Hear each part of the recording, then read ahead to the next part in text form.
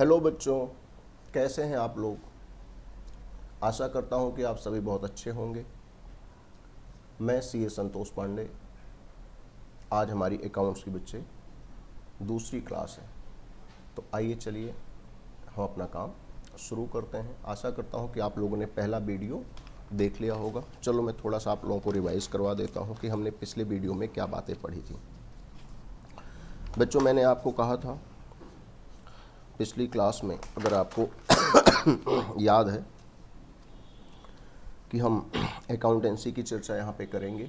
80 marks का आपका exam होगा, 20 मार्क्स का प्रोजेक्ट, कुल मिलाकर के 100 मार्क्स का होगा। ये आपका अकाउंट्स बच्चे एक मेन सब्जेक्ट है कॉमर्स में, तो आपको इसको बहुत अच्छे से अपना तैयार रखना है, सीखना है। मतलब पढ़ना नहीं है, सीखना है इसको, ठीक है। जितना अच्छा सीख पाएंगे उतना ही आपके लिए फ़ायदेमंद रहेगा। TS ग्रेवाल की बुक आप ले सकते हैं, या कोई भी बुक जो आपके स्कूल में लगी हो ले सकते हैं बच्चे। फिर हमने इसमें बात करी थी इंट्रोडक्शन टू अकाउंटिंग की। हमने देखा था कि भाई एक बिज़नेस होता है और एक उस बिज़नेस को करने वाला होता है।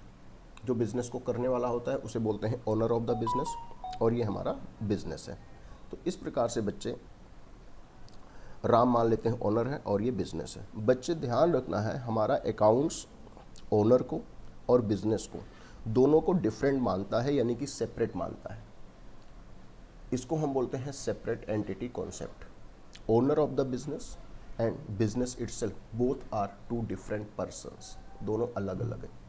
हमें बच्चे जो अकाउंटिंग करनी है, हमें जो अकाउंटिंग करनी है वो हमें बिजनेस की करनी है। राम ने क्या खरीदा, क्या बेचा अपने घर के लिए, उससे हमें कोई लेना देना नहीं है। हमें बच्चे राम के बिजनेस से संबंधित हमें जो ट्रांजैक्शंस हैं उसकी हमें रिकॉर्डिंग करनी है। आप हमेशा इस बात को अपने मन में ध्यान रखें कि जब भी आप अकाउंटिंग करेंगे तो आप बिजनेस की करेंगे, ना कि बिजनेस के मालिक की। अब बच्चे, जो बिजनेस होता है उसमें तरह तरह के ट्रांजैक्शंस होते हैं। सेल होती है, परचेज होती है, इलेक्ट्रिसिटी का बिल पे किया जाता है, वेजेस पे किया जाता है, सैलरी पे किया जाता है, फर्नीचर पर खरीदा जाता है, रॉ मटेरियल खरीदा जाता है। ये सारी ट्रांजैक्शंस जो है बच्चे, उधार माल बेचा जाता है, उधार माल खरीदा जाता है, ये सारी जो ट्रांजैक्शंस है, जो लेन देन है बच्चे, इसको हम रिकॉर्ड करते हैं, लिख करके रखते हैं। क्योंकि अगर लिख करके नहीं रखेंगे तो भूल जाएंगे। भाई एक इतना बड़ा बिजनेस होता है, अगर वो सारा कुछ याद करके रखेगा तो फिर तो मुश्किल हो जाएगी उसके लिए। तो बच्चे जो भी ट्रांजैक्शंस होते हैं उसको रिकॉर्ड करते हैं, और रिकॉर्ड करने के लिए बच्चे कुछ अपने रूल्स हैं, मेथड्स हैं, प्रिंसिपल्स हैं, और उन प्रिंसिपल्स, रूल्स, उन मेथड्स को ध्यान में रख करके हम रिकॉर्डिंग करते हैं, और उसी को हम बोलते हैं अकाउंटिंग। मतलब बिजनेस के ट्रांजैक्शंस को बुक्स में रिकॉर्ड करना ही अकाउंटेंसी कहलाता है। और रिकॉर्डिंग के लिए हम कुछ रूल्स, कुछ प्रिंसिपल्स, कुछ मेथड्स, कुछ कॉन्सेप्ट फॉलो किया करते हैं। इसके बाद बच्चों हमने बात करी थी कि meaning of accountancy, definition of accountancy. तो इसमें हमने देखा था भी accounting is a systematic process of identifying, measuring, recording, classifying, summarising, interpreting and communicating financial information to the users. इसमें जितने भी वर्ड आए हैं इस डेफिनेशन में, इसको अगर आपको समझना है तो आपको नीचे देखना पड़ेगा। Characteristics, attributes, process, steps of accounting. मतलब जब अकाउंटिंग करते हैं तो कौन कौन से हम स्टेप्स लेते हैं, कौन कौन से हम प्रोसेस फॉलो करते हैं। मतलब पहले क्या, फिर क्या, फिर क्या, फिर क्या, ठीक है ना। एक हम तरीका अपनाते हैं, सिस्टमेटिक तरीका अपनाते हैं। तो पहले क्या होता है, identification of financial transactions and events relating to business. जैसा कि हमने पहले ही देख चुका है कि हमें बच्चे बिजनेस का जो ऑनर है, जिसको कई बार हम एंटरप्रेन्योर भी बोलते हैं, तो जो बिजनेस का ऑनर है उससे संबंधित ट्रांजैक्शंस को हमें रिकॉर्ड नहीं करनी है, हमें बच्चे बिजनेस से संबंधित ट्रांजैक्शंस को रिकॉर्ड करनी है, ठीक है ना। ये एग्जांपल आपको बताए थे। फिर हमें क्या करना है, मेजर करना है उन ट्रांजैक्शंस को मनी के रूप में। फिर हमें रिकॉर्डिंग करनी है ट्रांजैक्शंस की। रिकॉर्डिंग जहाँ पे करते हैं उस बुक को, उस रजिस्टर को, आजकल तो कंप्यूटराइज हो चुका है सब कुछ, तो जहाँ पे हम रिकॉर्डिंग करते हैं जिस बुक में, उसे हम बोलते हैं जर्नल। क्या होता है, एक अलग अपना पूरा का पूरा चैप्टर है जर्नल पे, तो बहुत अच्छे से सीखेंगे जर्नल क्या होता है।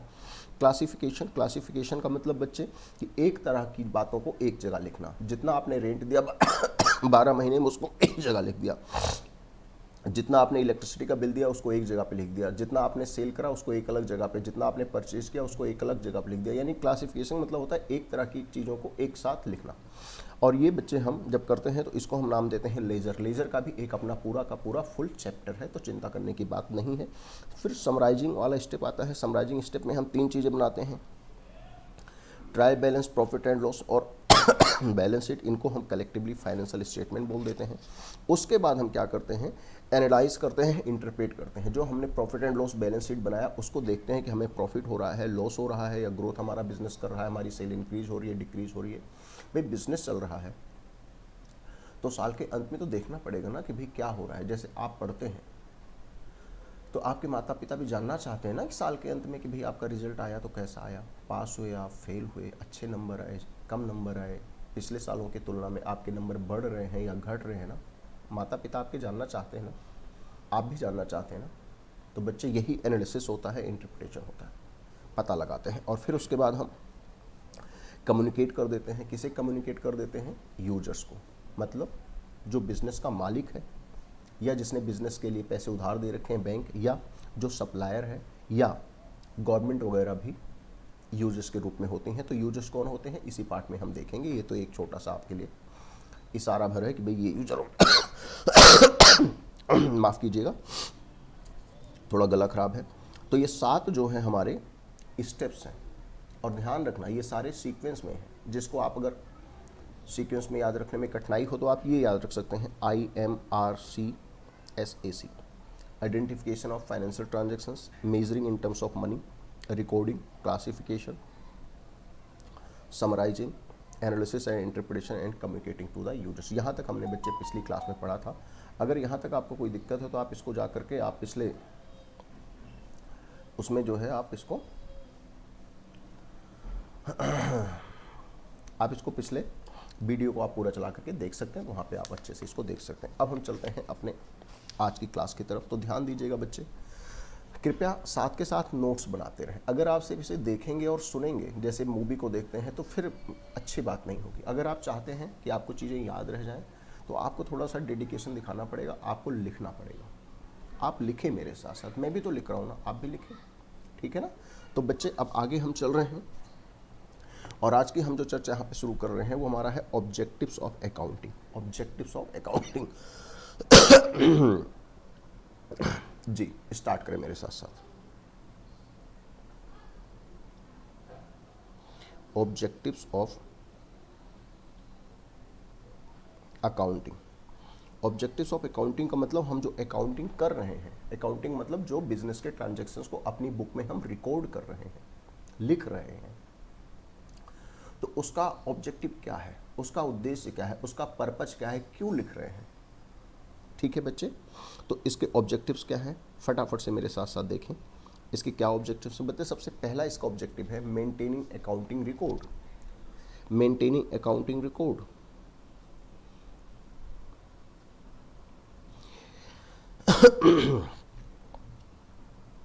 Maintaining accounting record.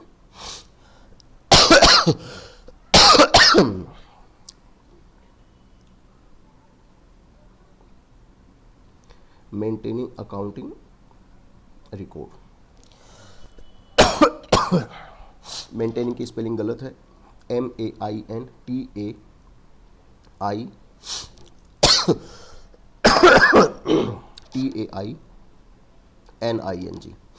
TAINING, ठीक है, इसको करेक्ट कर लीजिएगा। तो पहला क्या है, maintaining accounting record. Maintaining accounting record का मतलब क्या है बच्चे। मेंटेनिंग अकाउंटिंग रिकॉर्ड का मतलब क्या है कि जो भी बिजनेस की ट्रांजैक्शंस हुई हैं, जो भी बिजनेस की ट्रांजैक्शंस हुई हैं उनको हमें रिकॉर्ड करना है based on the principles, rules and concepts of the accounting. तो इसमें आप लिख सकते हैं मेंटेनिंग अकाउंटिंग रिकॉर्ड में कि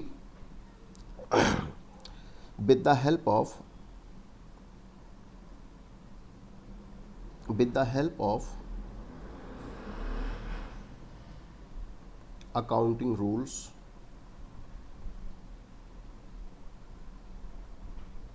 प्रिंसिपल्स एक्सेट्रा। भाई जो हम रिकॉर्ड मेंटेन कर रहे हैं कि क्या सेल किया, क्या परचेज किया है, क्या हमने खरीदा, क्या बेचा, तो उसको हमें बच्चे, उसको हमें उसका रिकॉर्ड मेंटेन करना है। कैसे? By following accounting rules, principles, methods etcetera. Number 2 बच्चे, और दूसरा हमारा ऑब्जेक्ट क्या है बच्चे? Determining profit and loss. Determining profit and loss, determining profit and loss,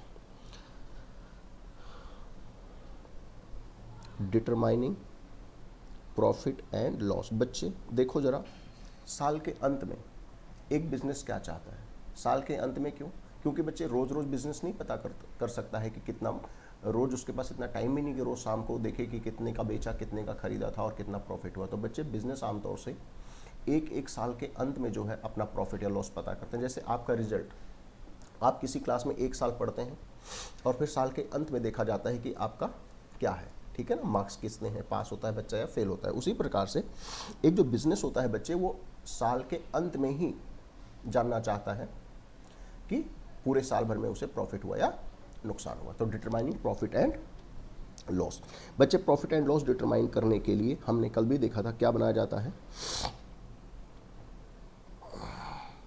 trading and profit and loss account. बच्चे वो प्रॉफिट पता करने के लिए या लॉस पता करने के लिए क्या हुआ है उसके लिए वो ट्रेडिंग या प्रॉफिट एंड लॉस अकाउंट बनाता है। बच्चे ध्यान रखिएगा, इसी trading and profit and loss account को हम इनकम स्टेटमेंट भी पुकारा करते हैं। इनकम स्टेटमेंट भी हम इसे पुकारा करते हैं। तो trading and profit and loss account means income statement कि भी लॉस हुआ है या फायदा हुआ है। अगली बात आती है डिटरमाइनिंग फाइनेंशियल पोजीशन।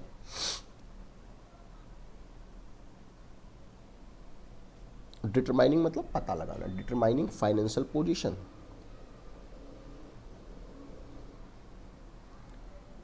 बच्चे डिटरमाइनिंग फाइनेंशियल पोजीशन का मतलब क्या होता है? देखो दो चीजें हो, एक तो होता है साल के अंत में प्रॉफिट हुआ या लॉस हुआ ये पता लगाना, और डिटरमाइनिंग फाइनेंशियल पोजीशन का मतलब कि साल के अंत में आपके पास कितना एसेट बचा है, दुकान में कितना माल बचा है, कितना आपने उधार माल खरीदा था जो उसका कितना पैसा आपको देना भी बचा हुआ है, आपने जो उधार बेचा था वो अभी कितना पैसा आपके पास आना है। थोड़ा अगर टेक्निकल शब्द में मैं बोलूँ तो आपकी एसेट्स क्या है, आपकी लायबिलिटीज़ क्या है, डेटर्स क्या है, क्रेडिटर्स क्या है, आपके पास स्टॉक क्या है, ये सब बातें बच्चे हम आने वाली क्लासों में सीखेंगे, ठीक है ना। इसलिए मैं ज़्यादा टेक्निकल अभी नहीं करना चाह रहा हूँ। मैं ये बताना चाह रहा हूँ बच्चे कि बिजनेस ये जानना चाहता है कि साल के अंत में उसके दुकान में कितना माल भरा पड़ा है, कितना पैसा उसको किसी को देना है क्योंकि उसने अपने सप्लायर से माल खरीदा होगा, गुड्स खरीदे होंगे, स्टॉक खरीदा होगा, या उसने जो अपनी दुकान से उधार सामान बेचा था वो कितना पैसा उसको बिजनेस को मिलने वाला है। तो ये सारी बातें भी पता करना चाहता है डिटरमाइनिंग फाइनेंशियल पोजीशन। इसके लिए बच्चे हम बैलेंस शीट बनाया करते हैं। ये चीज़ें हमें कहाँ से पता लगती हैं? बैलेंस शीट से। और यहाँ पे बैलेंस शीट में हम क्या जानने की कोशिश करते हैं? Assets and liabilities, assets and liabilities. Assets का मतलब कि उसके पास कितना सामान है, कितना स्टॉक है, कितनी मशीन है, कितना फर्नीचर है, ये एसेट्स है। और लायबिलिटी मतलब उसको कितना पैसा किसी को देना है। मान लो बैंक से उधार ले रखा था तो वो देना पड़ेगा, किसी से बिजनेस ने माल उधार खरीदा था तो वो उसको चुकाना पड़ेगा, तो वो लायबिलिटीज़ है, ठीक है ना। इन टेक्निकल शब्दों के बारे में आप चिंता ना करें, आने वाले समय में सारी बातें आपको क्लियर होंगी क्योंकि नया सब्जेक्ट है तो आपको सारी बातें नई ही इसमें देखने को मिलेंगी।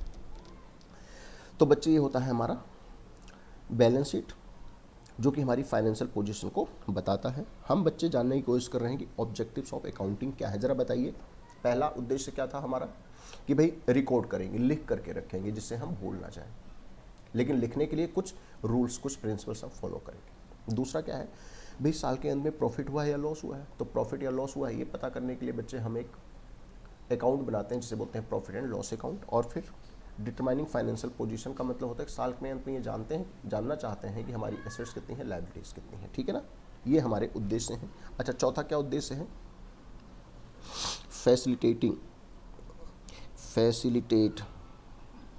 Facilitate management in decision making. Facilitate management in decision making. बच्चे प्रॉफिट हुआ है या लॉस हुआ है, हमारे एसेट्स लायबिलिटीज़ कितनी है, ये सारी बातें जो हैं मैनेजमेंट को, जो बिज़नेस को चलाते हैं, जो मैनेजर्स हैं, जो बिज़नेस के लिए पॉलिसीज़ बनाते हैं, उनको ये सारी जानकारियाँ उपलब्ध करवाई जाती हैं। और on the basis of that information फिर ये मैनेजमेंट, जो मैनेजर्स वगैरह हैं, वो फिर डिसाइड करते हैं कि हमें फ्यूचर में क्या करना है। To make future policies, to make future policies मतलब अपने बिजनेस को कंटिन्यू करना है, लॉस हो रहा है तो क्या बंद करना है, क्या कोई नया प्रोडक्ट हमें लॉन्च करना चाहिए, क्या हमें और पैसा उधार लेकर के अपने बिजनेस को एक्सपेंड करना चाहिए, या हमें अपने बिजनेस का साइज छोटा करना चाहिए। ये सारे डिसीजन बच्चे एक बिजनेस को लेने पड़ते तो वो जो है फ्यूचर पॉलिसी जो है उसके बेसिस पे मैनेजमेंट बनाता है। और अगला है बच्चे providing information to users, providing information to users. फिर वही बात आ गई कि यूजर्स को जानकारी देना। अब यूजर्स में कौन कौन हो सकते हैं, बताया था ना कौन कौन हो सकते हैं। एक तो ओनर हो सकता है बिजनेस का, एक कौन हो सकता है, गवर्नमेंट हो सकती है, एक कौन हो सकता है जो बैंक वगैरह है जिन्होंने आपको लोन दे रखा है आपके बिजनेस को। इस प्रकार से कई सारे यूजर्स होते हैं, अभी हम देखेंगे। तो यूजर्स को क्या इंफॉर्मेशन मिलती है, यही कि बिजनेस में लॉस हुआ है या प्रॉफिट हुआ है, बिजनेस ग्रो कर रहा है, ग्रो कर रहा है तो कितना ग्रो कर रहा है। और बच्चे छठवीं जो हमारी अंतिम बात है वो होती है प्रोटेक्टिंग बिजनेस एसेट्स, प्रोटेक्टिंग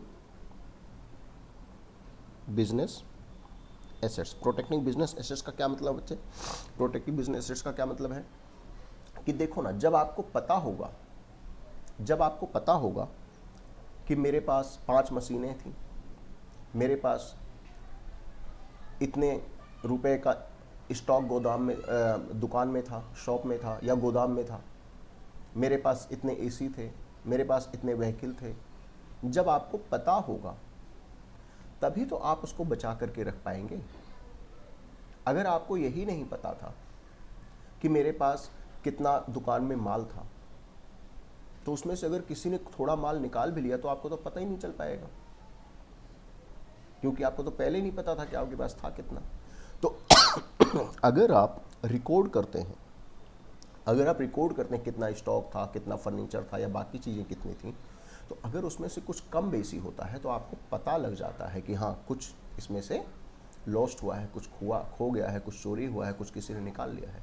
तो अगर आपके पास लिखित रिकॉर्ड होगा तो फिर आप क्या करेंगे कि आपको पता रहेगा कि आपके पास क्या चीज़ कितनी है, और जब आपको पता रहेगा तो आप उस पर बेहतर कंट्रोल एक्सरसाइज कर पाएंगे। आपको इस बात का ध्यान रहेगा कि यार कहीं कुछ लॉस ना हो, कहीं कुछ खो ना जाए, कहीं कुछ चोरी ना हो जाए। तो जब आप रिकॉर्ड रखते हैं किसी चीज़ का तो आप उस पर बेटर कंट्रोल रख पाते हैं। तो प्रोटेक्टिंग बिजनेस एसेट्स कैसे, with the help of exercising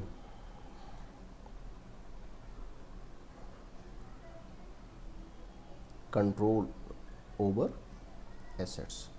अगर आपके पास रिकॉर्ड होता है तो आप बेटर कंट्रोल कर पाते हैं अपनी एसेट्स के ऊपर। बात आती है कि हम अकाउंट्स क्यों पढ़ रहे हैं, हम अकाउंटिंग बनाते क्यों हैं, हम अकाउंट्स मेंटेन क्यों करते हैं। तो सबसे पहली बात आती है कि भाई हम रिकॉर्ड करना चाहते हैं। क्या रिकॉर्ड करना चाहते हैं, जो भी बिजनेस की ट्रांजैक्शंस हुई हैं, जो भी सेल परचेज हुआ है, उसको हम सारी ट्रांजैक्शन जो कि फाइनेंशियल नेचर की हैं, इन टर्म्स ऑफ मनी में जो एक्सप्रेस की जा सकती हैं, उसको हम रिकॉर्ड करना चाहते हैं, जिससे हमें मेमोराइज ना करना पड़े, लिखा रहेगा, जब चाहेंगे उसको यूज़ कर लेंगे। दूसरा, determining profit and loss, profit हुआ, बिजनेस को लॉस हुआ। फाइनेंशियल पोजीशन क्या है, बैलेंस शीट बनाते हैं, एसेट्स एंड लायबिलिटी पता करते हैं। मैनेजमेंट डिसीजन लेता है उसी के बेसिस पे कि फ्यूचर कोर्स ऑफ एक्शन क्या होगा, बिजनेस को हमें फ्यूचर में किधर ले जाना है। यूजर्स को जानकारी मिलती है यहाँ से, ओनर को, गवर्नमेंट को, बैंक को कि भाई बिजनेस का क्या हालचाल है। और अगर हम रिकॉर्ड रखते हैं किसी भी चीज़ का तो उस पर हम बेटर कंट्रोल एक्सरसाइज कर सकते हैं। तो ये बच्चे हमारे ऑब्जेक्टिव्स हैं। अगर आप इतना जो मैं बातें कर रहा हूँ इसको आप नोट्स कर रहे हैं, और अगर आप इसको पढ़ रहे हैं अच्छे से ध्यान से तो आपके लिए बहुत ज़्यादा फ़ायदेमंद रहेगा। अब बच्चे हम अगली बात करते हैं ऑब्जेक्टिव्स ऑफ अकाउंटिंग की। हमने अभी बात करी है, अब बच्चे हम आगे की बात करें functions of accounting. Functions of accounting, functions of accounting. अब ध्यान दीजिएगा, फंक्शंस का मतलब काम क्या है, अकाउंट्स का काम क्या है। तो अगर आप देखेंगे तो जो ऑब्जेक्टिव के कुछ पॉइंट है वो पॉइंट आपको यहाँ पे भी मिलेंगे। भाई एक बात बताओ, हमारा जो भी उद्देश्य होगा, अगर हमारा उद्देश्य है डॉक्टर बनने का तो हम उसी क्षेत्र में काम करेंगे ना आगे। अगर हमारा उद्देश्य है कि हम चार्टर्ड अकाउंटेंट बनेंगे तो फिर उसी क्षेत्र में हम आगे बढ़ेंगे ना, उसी क्षेत्र में हम काम करेंगे ना, उसी दिशा में। तो फंक्शंस ऑफ अकाउंटिंग क्या है आइए देखते हैं। Maintaining systematic records, maintaining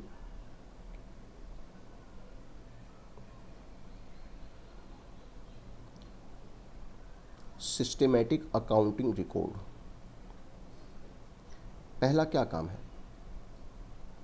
maintaining systematic accounting record की जो भी हमारा अकाउंटिंग में क्या होता है, बिजनेस के ट्रांजैक्शंस को ही तो रिकॉर्ड करते हैं ना, तो उसको हमें रिकॉर्ड करना है। लेकिन कैसे, systematic, by following accounting rules, principles, concepts. मतलब जो भी अकाउंट्स हमें बताता है तरीके कि भाई इन बातों का ध्यान रखना है ट्रांजैक्शंस को रिकॉर्ड करते समय, वो बातें कौन सी हैं, वही तो बच्चे सीखना है। पूरे साल भर में वही तो सीखना है हमें, और करना क्या है आज ही नहीं बता सकता हूँ, लेकिन हाँ कुछ रूल्स हैं, कुछ नियम्स हैं। अच्छा, दूसरा फंक्शंस क्या है, दूसरा फंक्शंस क्या है, preparation of financial statements, preparation of financial statements. अब फाइनेंशियल स्टेटमेंट्स में बताइए क्या क्या बातें आती हैं, बताइए ना। मेनली दो ही चीज़ें आती हैं, profit and loss account, on and balance sheet. ठीक है, ट्रायल बैलेंस भी इसमें शामिल होता है, लेकिन मेनली फाइनेंशियल स्टेटमेंट मतलब profit and loss account and balance sheet. Profit and loss account जो कि ये बताता है कि at the end of the year जो फर्म है, फर्म मतलब जो हमारा बिजनेस है, उससे प्रॉफिट हुआ है या लॉस हुआ है, और ये बताता है कि हमारी एसेट्स या लायबिलिटीज़ की स्थिति क्या है। इसके बाद बच्चे जो हमारा थर्ड फंक्शंस हैं, फंक्शंस का मतलब कि क्या काम है इसका, हम क्यों अकाउंटिंग पढ़ रहे हैं, करता क्या है ये। उसके बाद है meeting legal requirements, meeting legal requirements. बच्चे पता है जब भी कोई बिजनेस होता है तो उसे कुछ लीगलिटीज़ को भी मेट करना पड़ता है, कुछ कानूनी प्रक्रियाओं का भी उसे पालन करना पड़ता है, कुछ कानूनी बातों का उसे पालन करना पड़ता है।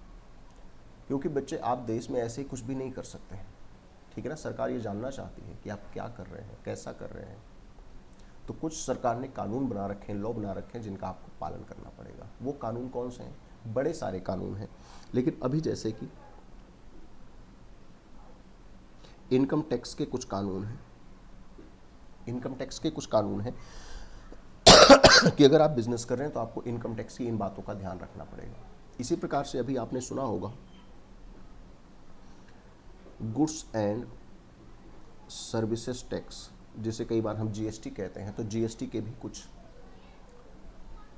बातों का आपको ध्यान रखना पड़ेगा। अगर आप बिजनेस कर रहे हैं तो इनकम टैक्स लॉ जो है, जीएसटी का जो लॉ है, इनकी बातों को आपको मानना पड़ेगा, इनकी बातों को ध्यान में रखना पड़ेगा आपको, तभी आप बिजनेस करेंगे। आप अपनी मर्जी जो चाहे जैसे चाहे नहीं कर सकते।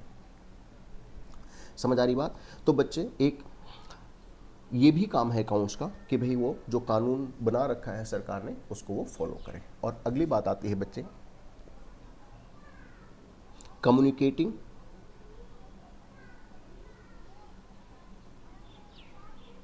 कम्युनिकेटिंग टू द मैनेजमेंट या communicating to the users, communicating financial information, communicating financial information to users. अब ये यूजर्स बार बार आ रहा है, अभी देखेंगे कौन होते हैं यूजर्स। लेकिन बच्चे जो भी फाइनेंशियल इंफॉर्मेशन है, जो भी प्रॉफिट हुआ है, जो भी लॉस हुआ है, जो बिजनेस ग्रो कर रहा है या जो भी है, इसको बच्चे आपको फाइनली किसको बताना है, जो भी यूजर्स हैं। और लास्ट बच्चे यहाँ पे जो हमारी बात आती है फंक्शंस की, assistance to management. Assistance to management, management को असिस्ट करना, उसकी मदद करना। किस चीज़ में मदद करना, फ्यूचर कोर्स ऑफ एक्शन के लिए, कि फ्यूचर में उसे क्या करना है, फ्यूचर में उसे कौन कौन से डिसीजंस लेने चाहिए, बिजनेस को आगे बढ़ाना है या बिजनेस को कर्टेल करना है। समझ आ रही बात। There are various types of decisions which management is required to take. तो बच्चे फंक्शंस क्या है अकाउंटिंग, अकाउंट्स के क्या फंक्शंस हैं, क्या काम है अकाउंट का, फंक्शन माने क्या काम है। तो पहला काम उसका क्या है भैया, अकाउंटिंग रिकॉर्ड मेंटेन करो, लेकिन सिस्टमेटिक तरीके से, by following rules and regulations of the accounting. दूसरा क्या है, फाइनेंशियल स्टेटमेंट बनाना, प्रॉफिट पता करना, लॉस पता करना, या एसेट्स एंड लायबिलिटी पता करना। अगला क्या है, मीटिंग लीगल रिक्वायरमेंट्स। बच्चे गवर्नमेंट के जो लॉज हैं उनका आपको पालन करना पड़ेगा माफ़ कीजिएगा।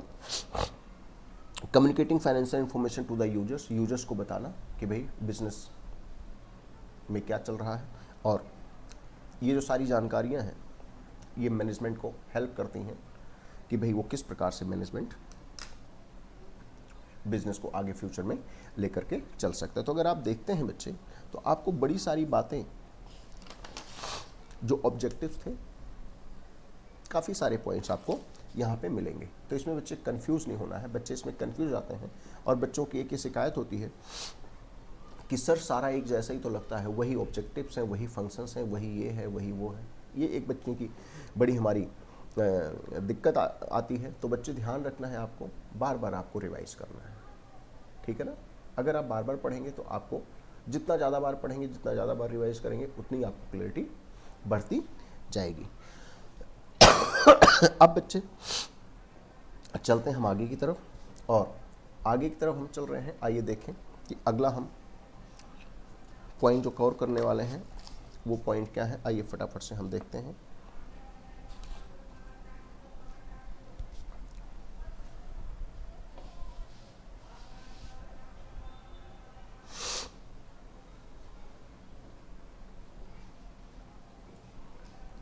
चलिए बच्चों, तो अब हम आगे की बात करते हैं एडवांटेजेस ऑफ अकाउंटिंग। अब हम बच्चे बात कर रहे हैं एडवांटेजेस ऑफ अकाउंटिंग की।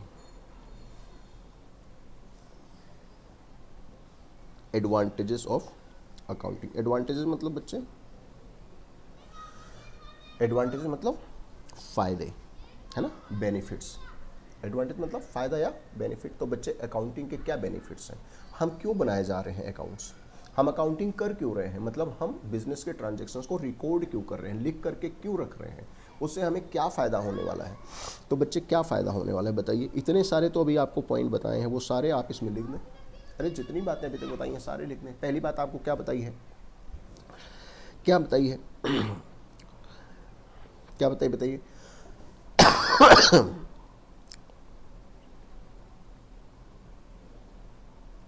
To provide financial information about business.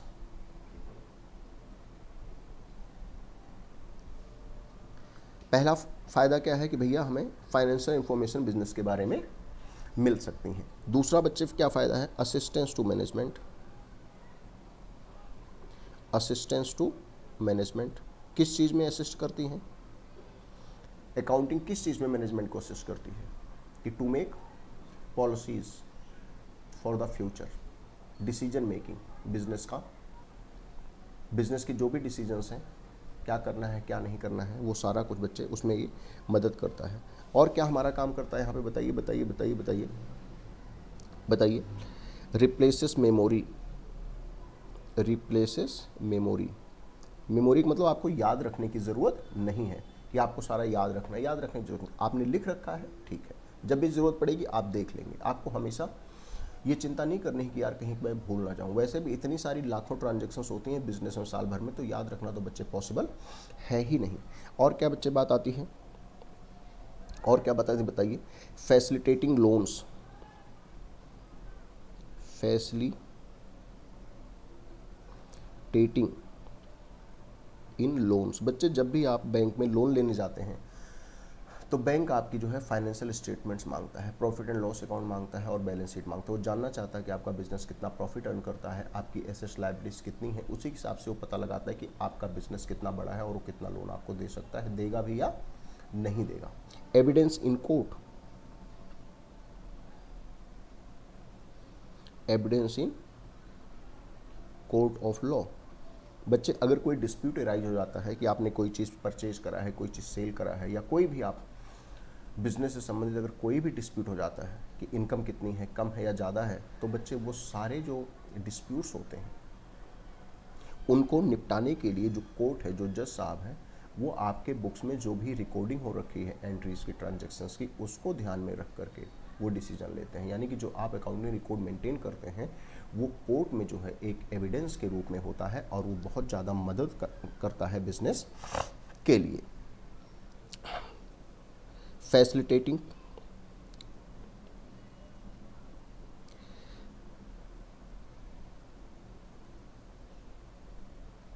Facilitates comparative study. Facilitate comparative study का मतलब क्या है कि पास्ट ईयर मतलब पिछले साल में क्या हाल था और करंट ईयर इस साल में बिजनेस का क्या हाल है। तो जब आप रिकॉर्ड मेंटेन करके रखते हैं तो आप पिछले सालों का, करंट ईयर के सालों से आप ये देख सकते हैं कि आपका प्रॉफिट बढ़ रहा है, घट रहा है, ठीक है ना। तो ये बड़े सारे आपके एडवांटेजेस हैं। एक चाहे और लिख लो एक चाहे और लिख लो यहाँ पे, डिटरमाइनिंग टैक्स लायबिलिटी। और ये बच्चे इनकम टैक्स के लिए भी है and goods and service tax में भी। बच्चे जब बिजनेस होता है तो जो प्रॉफिट अर्न करता है एक बिजनेस, जो हमारा बिजनेस प्रॉफिट अर्न करता है, उस प्रॉफिट पे बच्चे गवर्नमेंट को हमें इनकम टैक्स देना पड़ता है। आपने नाम सुना भी होगा, इनकम टैक्स लोग देते हैं। उसके अलावा बच्चे जब बिजनेस कोई चीज़ सेल करता है, जब बिजनेस कोई चीज़ सेल करता है तो बच्चे उस सेल पर बच्चे बिजनेस को गुड्स एंड सर्विस टैक्स भी देना पड़ता है। तो अगर वो सब कुछ बहुत ही सिस्टमेटिक अकाउंटिंग मेंटेन करेगा, कितना सेल किया, कितना परचेज किया, बाकी भी जो ट्रांजेक्शन का सबको उसको सिस्टमेटिकली रिकॉर्ड करेगा, तो बच्चे उसे सही सही ये पता लग पाएगा, तब वो सही सही डिटरमाइनिंग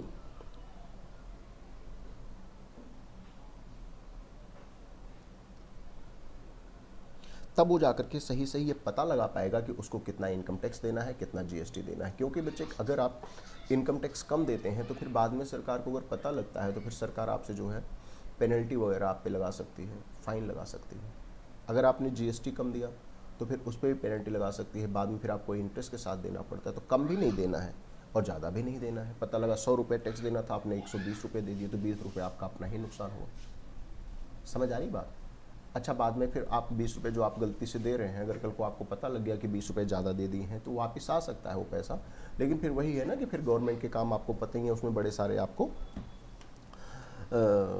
टेक्निकल इश्यूज़ का सामना करना पड़ेगा। तो खैर आइए अपनी बात पर वापस। एडवांटेजेस ऑफ अकाउंटिंग में क्या था बच्चे, क्या फ़ायदे हैं अकाउंटिंग के, हम क्यों मेंटेन करते हैं अकाउंटिंग। तो बच्चे एक फाइनेंशियल इंफॉर्मेशन देना बिजनेस के बारे में, मैनेजमेंट को असिस्ट करना, किस चीज़ में असिस्ट करना, इन डिसीजन मेकिंग में। रिप्लेसेस मेमोरी याद रख के ज़रूरत नहीं है, आप लिख करके रखें, याद रखने की ज़रूरत नहीं है। लोन वगैरह लेने के लिए भी आपको ये सारे डॉक्यूमेंट्स आपको देने पड़ते हैं। कौन कौन से, मेनली फाइनेंशियल स्टेटमेंट्स आपको देनी पड़ती हैं।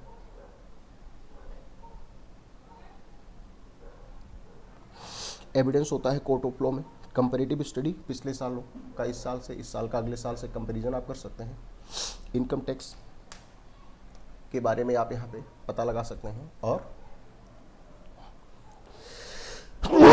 सॉरी, और आप यहाँ पे ये सारी बातें आप यहाँ पे देख सकते हैं। फटाफट से आप इसे कॉपी करें, फिर हम आगे चलते हैं।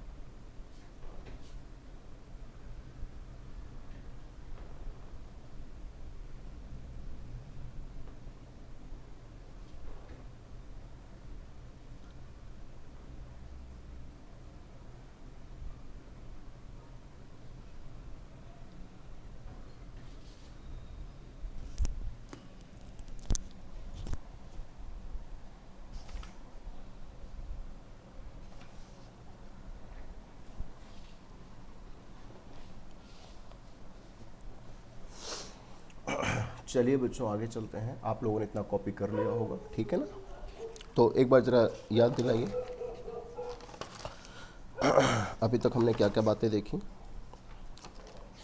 बताइए। अभी तक हमने क्या क्या बातें देखी बच्चों? ऑब्जेक्टिव्स ऑफ अकाउंटिंग देखें कि भाई क्या उद्देश्य है ऑब्जेक्ट अकाउंटिंग का, क्यों करते हैं ऑब्जेक्ट, क्या क्यों हम अकाउंटिंग मेंटेन करते हैं, उसका ऑब्जेक्टिव क्या है, उसका पर्पस क्या है। उसके बाद बच्चे हमने यहाँ पे क्या देखा, अगली बात हमने क्या देखी, बताइए फटाफट से। फंक्शंस ऑफ अकाउंटिंग देखे, भाई काम क्या है उसका। उसके बाद हमने बच्चे क्या देखा, एडवांटेजेस ऑफ अकाउंटिंग हमने देखा है। अब हम चल रहे हैं आगे। अब बच्चे एक और बात जो हमें देखनी है, लिमिटेशंस ऑफ अकाउंटिंग। भाई अभी तक तो हमने सारी अच्छी अच्छी बातें देखी, लेकिन बच्चे हर चीज़ में कुछ ना कुछ कमी भी होती है। तो limitations of accounting, limitations of accounting, limitations of accounting का मतलब कि भाई कुछ इसमें कमियां भी हैं, कुछ लोग इसमें कुछ कमियां भी निकाल देते हैं। तो क्या क्या कमियां हमें अकाउंट्स में, अकाउंटिंग में क्या क्या कमियां हमें निकल के आती हैं। तो बच्चे यहाँ पे देखना है कि क्या क्या हम बात करें कि भाई अकाउंटिंग में क्या कमियां हैं, क्या लिमिटेशंस हैं, उसमें क्या हमें दिक्कतें सामने हमारे आती हैं। तो accounting is not fully exact,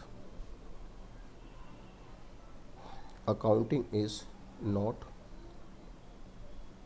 fully exact. बच्चे ध्यान दीजिएगा, जब भी हम अकाउंटिंग करते हैं तो बच्चे कई बार इसमें हमें एस्टीमेट्स वगैरह भी लगाने पड़ते हैं, एस्टीमेट्स लगाने पड़ते हैं। एस्टीमेट्स मतलब हमें कई बार अनुमान लगाना पड़ता है कि भाई ऐसा होगा फ्यूचर में। कई बार जो आप अनुमान लगाते हैं वैसा नहीं होता। जैसे आप अनुमान लगाते हैं कि भाई हमारा बिजनेस जो है इतने साल चलेगा, वैसे आमतौर से हम चलाते हैं कि फ्यूचर में हमारा बिजनेस चलता ही रहेगा। या कई बार हम अनुमान लगाते हैं कि हमारा जो हमने जो मशीन परचेज करी है वो 10 साल चलेगी। या कई बार हम अनुमान लगाते हैं कि हमारा बिजनेस हर साल इतना ग्रो होगा। तो बच्चे कई बार हम कुछ जो है एस्टीमेट्स भी बिजनेस से संबंधित लगाते हैं, और कई बार वो एस्टीमेट्स जो होते हैं बच्चे वो पूरे पूरे सही नहीं हो पाते। समझ आ रही बात? तो एस्टीमेट्स एक्सेट्रा हम यहाँ पे करते हैं, जिसके कारण बच्चे हमारा जो अकाउंट्स है वो 100% सही कई बार नहीं हो पाता है। अच्छा, दूसरी यहाँ पे हमारी कमी क्या है, अनरियलिस्टिक इन्फॉर्मेशन होती है, अनरियलिस्टिक इन्फॉर्मेशन होती है, अनरियलिस्टिक इन्फॉर्मेशन होती है। अनरियलिस्टिक इन्फॉर्मेशन होती है। अनरियलिस्टिक इन्फॉर्मेशन का मतलब क्या बच्चे, कई बार हम ऐसी बातों को भी अकाउंट्स में कंसीडर करके चलते हैं जो आमतौर से अनरियलिस्टिक होती है, मतलब वो रियल नहीं लगती है। उसमें कई बार हमें लगता है कि यार ये कैसे हो सकता है। जैसे कि बच्चे एक इसमें अभी जो मैंने आपको बताया कि going concern, going concern, going concern एक हमारी बात होती है जिसका मतलब होता है गोइंग कंसर्न। गोइंग कंसर्न मतलब होता है कि हमारा जो बिजनेस है बच्चे वो नियर फ्यूचर में चलता ही रहेगा, चलता ही रहेगा, चलते ही रहेगा और कभी बंद नहीं होगा। बताओ क्या ऐसा हो सकता है कि भाई आज हमने कोई बिजनेस स्टार्ट करा, कोई दुकान खोली आज हमने, या हमने आज डोमिनोज की कोई फ्रेंचाइज खोली, या हमने कोई बर्गर का या अपनी कोई हमने दुकान खोली, तो क्या वो हमेशा चलता ही रहेगा, चलता ही रहेगा, चलता ही रहेगा। हम अकाउंट्स में ऐसा मानते हैं कि जो बिजनेस आज हम स्टार्ट कर रहे हैं वो गोइंग कंसर्न होगा, यानी कि फ्यूचर में चलता रहेगा, अगले 100 साल तक, 200 साल तक वो चलता ही रहेगा। तो बच्चे ये थोड़ा सा अनरियलिस्टिक है। यहाँ तो लाइफ का ही कोई भरोसा नहीं, हमारी ज़िंदगी कब तक चलेगी इसी बात का कोई भरोसा नहीं है। तो बिजनेस की तो बात ही क्या है, अप्स डाउन्स आते रहते हैं। तो कई बार हम कुछ अनरियलिस्टिक बातों के भी यहाँ पे हम बात करते हैं, जो कि थोड़ा सा हमें लगता है कि यार ये बात तो सही नहीं हो रही, तो हम उसे लिमिटेशंस मानते हैं। Accounting ignores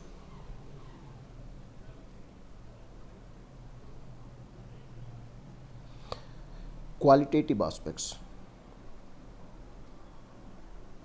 qualitative aspects. बच्चे एक बात अकाउंट्स के बारे में जो कही जाती है कि भाई ये एक बहुत बड़ी लिमिटेशन है, वो ये है कि अकाउंटिंग उन्हीं बातों को रिकॉर्ड करता है, जैसे कभी हमने देखा है कि जिसको हम in terms of money measure कर सकते हैं।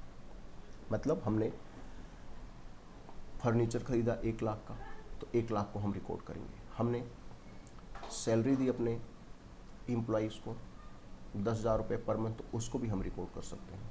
इन टर्म्स ऑफ मनी जो है उसे हम रिकॉर्ड कर सकते हैं। लेकिन बच्चे जो क्वालिटेटिव एस्पेक्ट्स होते हैं, क्वालिटेटिव एस्पेक्ट्स का मतलब ऑनेस्टी, क्वालिटेटिव एस्पेक्ट का मतलब हार्ड वर्क, क्वालिटेटिव एस्पेक्ट्स का मतलब इफिशियंसी। एक बिजनेस को चलाने में जो हमारे एम्प्लॉयज़ हैं उनका ऑनेस्ट होना, उनका हार्ड वर्किंग होना, उनका एफिशिएंट होना अपने काम में, एफिशिएंट मतलब अपने काम को बहुत अच्छे से कर पाएं, ये सब चीज़ों का भी महत्व होता है।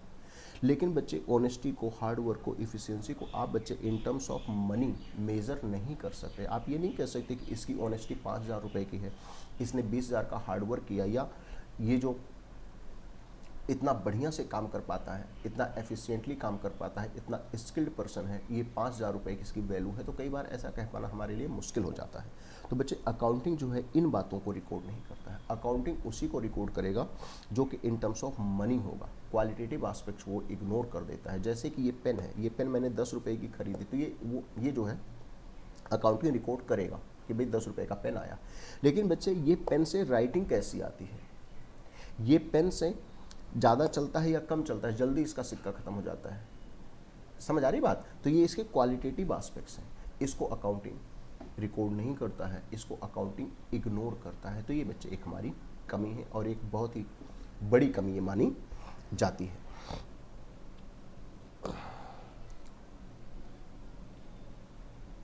अकाउंटिंग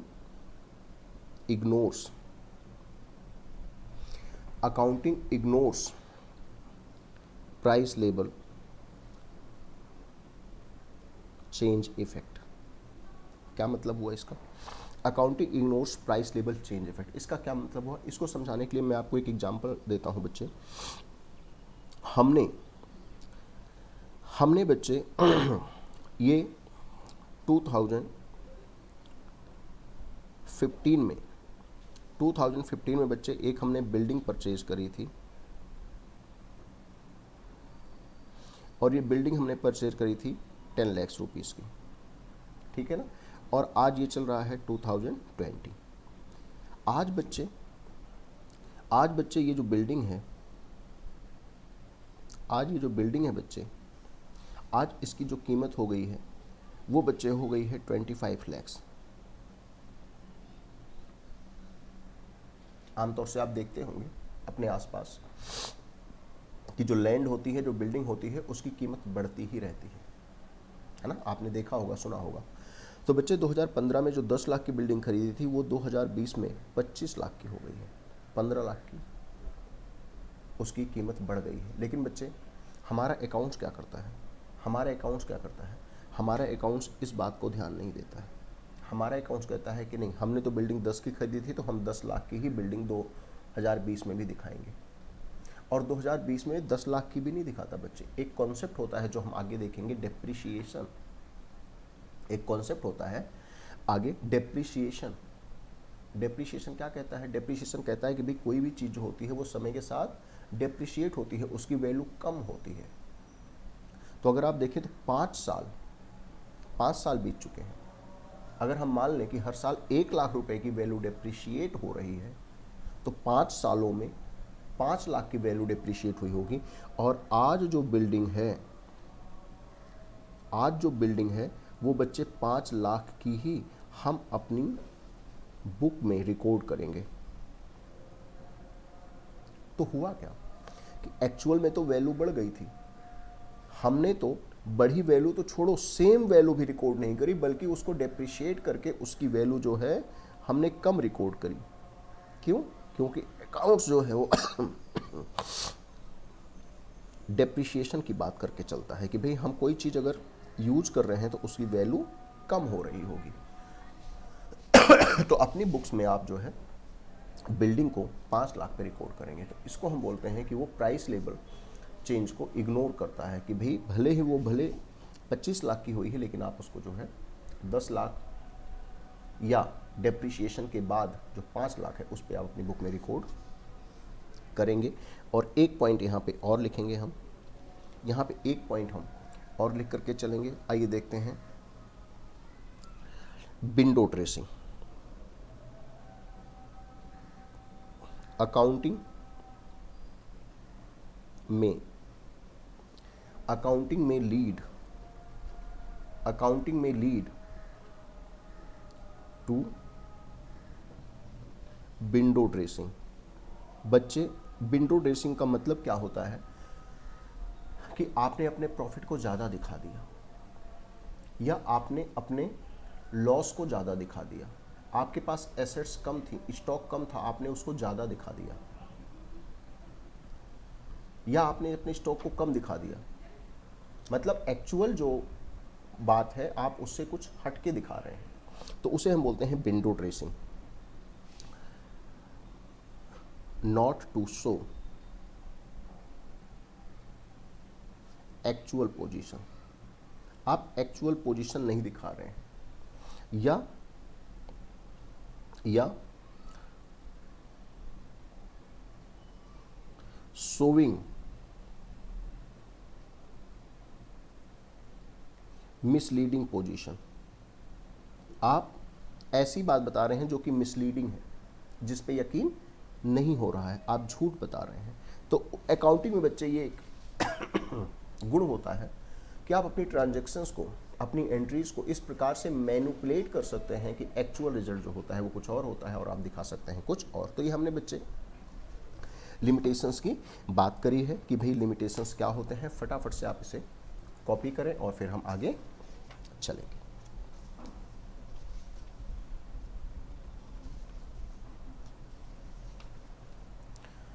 ठीक है बच्चों, तो इतना आप बच्चे अच्छे से रिवाइज करें, फिर हम अगली क्लास में फिर कुछ हम नई बातों को सीखेंगे। आप जो है वीडियो को 2 या 3 बार देखा करें, नोट्स तो आप बना ही लें, उसको आप अच्छे से पढ़ते रहा करें। ठीक है बच्चों, तो आज की क्लास यहाँ पे समाप्त होगी। सभी बच्चों को okay, tata, bye bye, see you. ठीक है बच्चों।